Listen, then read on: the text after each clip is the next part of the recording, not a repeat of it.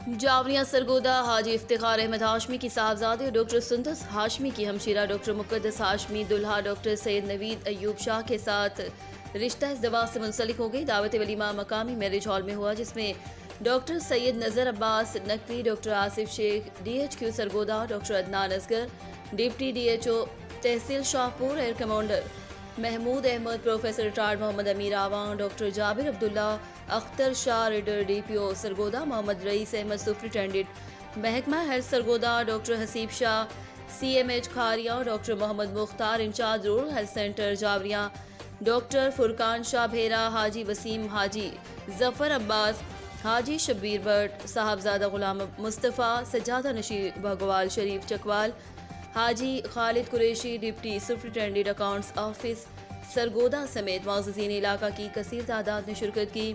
Report Haji Zafar Abbas, tehsil reporter Shahpur Javeria.